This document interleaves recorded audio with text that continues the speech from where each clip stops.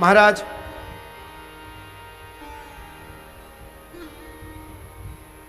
दक्ष और भगवान शिव चरित्र संसार में किसी से छुपा नहीं है।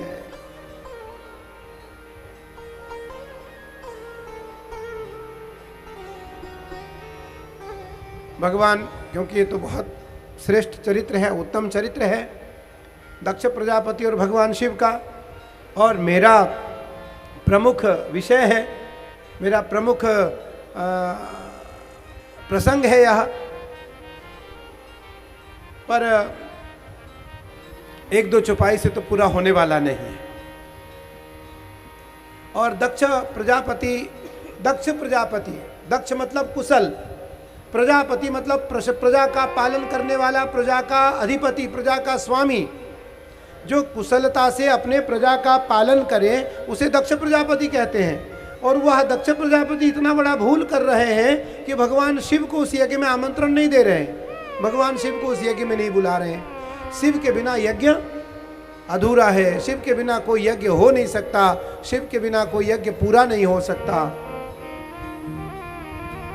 महादेव के बिना वह यज्ञ पूरा नहीं हुआ, यज्ञ अधूरा रह गया। उस यज्ञ में दक्ष प्रजापति का वध हुआ, भृगु की दाढ़ी उखाड़ ली गई, यज्ञ विध्वंस कर दिया गया। पुनः महादेव की कृपा से वह यज्ञ पूर्ण हुआ और यज्ञ की पूर्णाहुति हुई और दक्ष को बकरे का सिर मिला।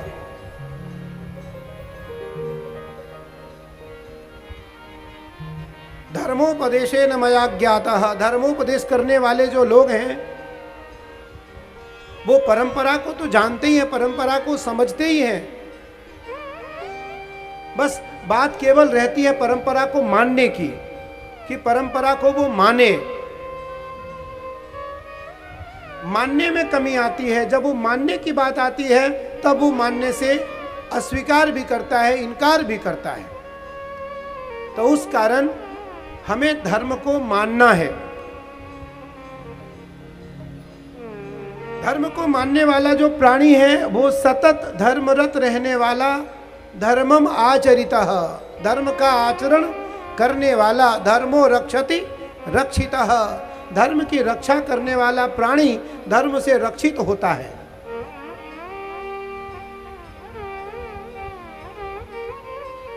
इसलिए धर्म के प्रति मेरी रति हो, धर्म के प्रति हमारी निष्ठा हो, धर्म के प्रति हमारा समर्पण हो, धर्म के प्रति हमारा विश्वास हो, धर्म के प्रति हमारी रुचि हो, धर्म के प्रति हमारी श्रद्धा हो, धर्म के प्रति हमारी खूब दृढ़ विश्वास हो। और पुनि पुनि चिंतई चरण चित, निरंतर परमात्मा के चरणों के प्रति चिंतन रखते हुए सदग्रंथों का अध्ययन करते रहना चाहिए। सदग्रंथों का हम यदि अध्ययन करते रहेंगे तो हमारी दिनचर्या शुद्ध रहेगी, विशुद्ध रहेगी। हम कभी कुमार्ग में नहीं जाएंगे, कुमार्ग की ओर हमारा आचरण नहीं जाएगा। आइए, कभी महादेव की इच्छा हुई तो पूर्ण समय अनुसार भगवत चर्चा जरूर होगी। आगे महादेव की और नारायण की जैसी इच्छा। देखिए, सन्यासित आपको दे क्या सकता है, बहुत होगा तो दो चार शब्द आपको दे देगा, और भी कुछ होगा तो रुद्राक्ष की माला आपको धारण करा देगा, और कुछ होगा तो आपको कोई प्रसाद दे देगा। बाकी तो देने के लिए सब आपके पास है, लेकिन कंजूस भी आपसे कम नहीं है कोई।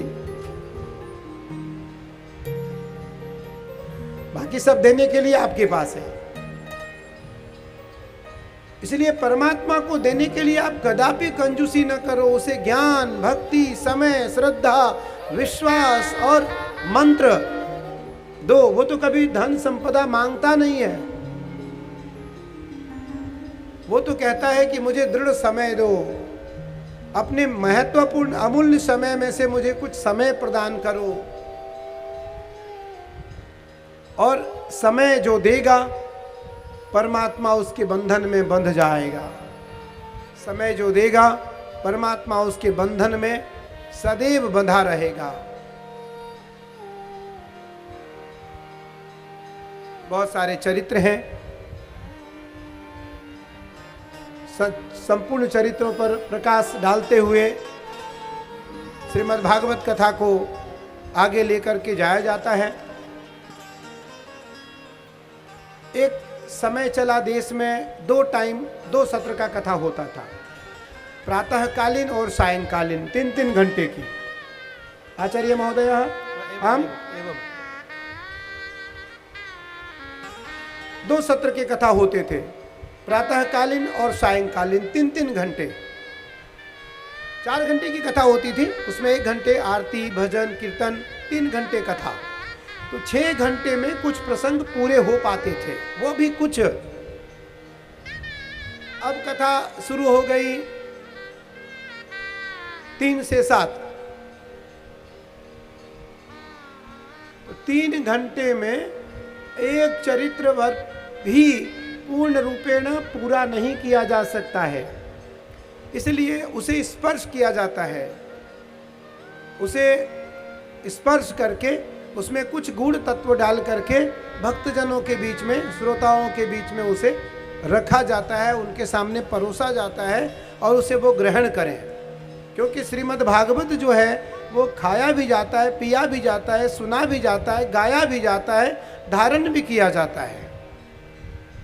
श्रीमद् भागवतम निगम कल्पतरोर गलितम फलम सुख मुखाद अमृत द्रव संयुतम पिबत भागवतम रसमालयम मुहुरहो रसिका भुवि भावुकाहा। ये गाने के लिए भी है, पीने के लिए भी है, खाने के लिए भी है।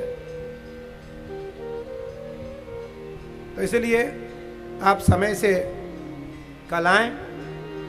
और कार्तिक मास चल रहा है, आपका दीपदान भी हो, आप दीप प्रज्वलन भी करें।